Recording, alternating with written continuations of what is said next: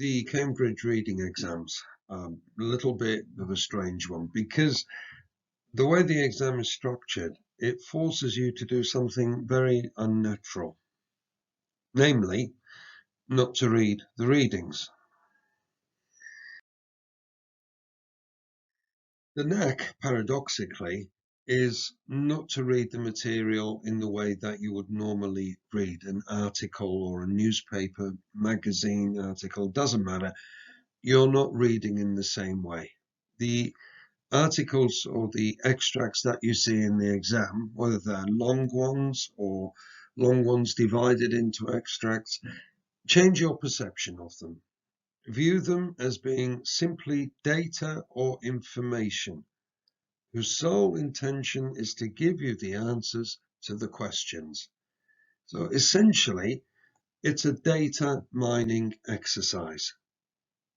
You don't need to read them carefully because at least 85% of the material you do read, if you read it carefully, is useless. It doesn't give you an answer.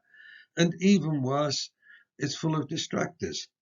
And if you read them carefully, that's exactly when the distractors work. So the reading exam, not about reading. It begins with a multiple choice, a long extract with 6 questions, each of them carry 2 points. Continuous text. Questions are in sequence and there are 4 optional answers for each. You read and highlight the questions carefully. That's where you begin. You don't even begin in the data, as I call it. You begin in the questions, because highlighting the questions will take you to the part of the text where the answer is. Sometimes it tells you in paragraph 1, in paragraph 3. Frequently it doesn't. Highlight keywords in the answers, remembering that same words are distractors. It's synonyms and paraphrases that give you the answers. And the final question, the 6, may be a general question. If that's true, look in the title, the subtitle, the very first sentence and the very final sentence. Between them, that will give you the answer to the general question. Multiple choice reading. This second part only exists in the advanced exam, cross-text multiple matching. 4 questions, 2 marks each.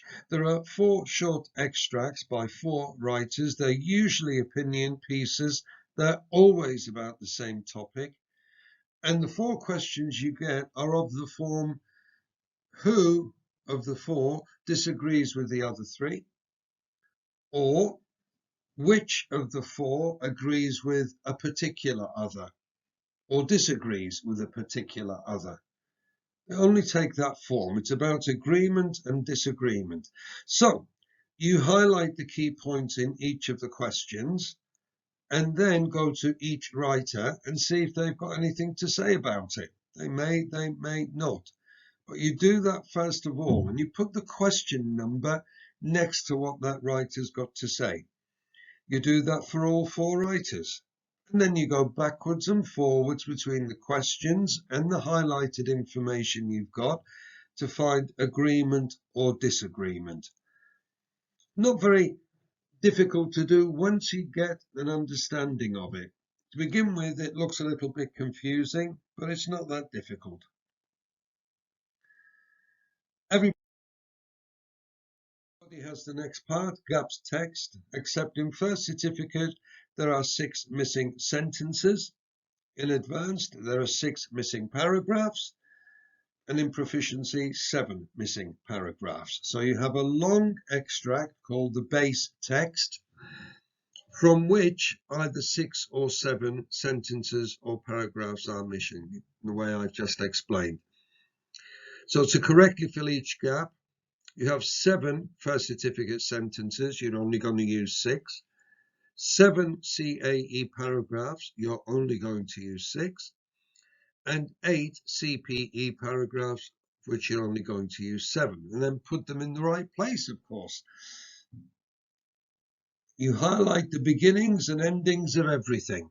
the beginnings and endings of everything, because that's where you're looking for your connections. And that's what this is about. It's like completing a jigsaw puzzle. You've got the missing pieces to one side plus an extra one. How do you fit them? You look at the shape of the edges. You look at the colors and textures at the edges. You experiment. And that's how you do this. And the kinds of connections we're looking for, the colors, textures, shapes, if you like, of our jigsaw puzzle. Lexical, to do with words, meaning synonyms and paraphrases, more or less. Definitions. You may get a definition and in the next sentence it tells you what the word is, or the other way around. You get a word which is then defined in the next sentence. Pronouns. He, she, we, they. They've got to point somewhere. They have to point somewhere. That's what you're looking for. Logical connections, particularly when describing processes, or the ways in which things are done, or the way that you progress through a building. Chronological, time sequences, very good connectors. Purpose and reason, consequence, if you like, why something is done, what the result of it is. And even negatives or alternatives are good connections, because in the connecting sentence where it goes to, you'll often see an alternative kind of word. However, on the other hand, although, even though, but, the minute you see one of those in the paragraphs to be inserted, you know you've probably got a negative or alternative collection. This really is, in my opinion, not even English. I mean, I know you're using the language, but it really is like finishing a puzzle. It's a game. Once your mind gets into the game and see how the examiner plays, it becomes a lot easier.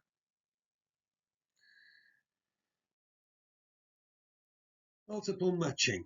The final part, you have 10 questions, a mark each. You've got between 4 and 8 short extracts or a long piece broken into 4 or 8 extracts, and 10 questions, the answers for which are in one of the extracts or sections. Again, you go to the questions first of all, read them carefully, highlight keywords, and then check each extract or section to see how many questions it answers. In pencil, to begin with, you may see a better answer later on. You repeat this for all the extracts and sections. And again, same words are distractors, synonyms and paraphrases will give you the answers. Rightly or wrongly, the readings are largely tests of data extraction, finding information accurately and quickly. Time is your enemy, so keep an eye on it. Another key point, you're not expected to understand every single word, but context should allow you to make an educated guess as to the approximate meaning, whether it's a positive adjective or a negative one, and so on. You certainly are expected to know enough to answer the questions. The reading exam is only half of the Reading and Use of English exam. There are 7 sections in the first certificate and proficiency, 8 sections in the advanced. You can mix these up any way you like and answer in any order you like. You go to where you're going to start collecting points quickly and efficiently without wasting too much time.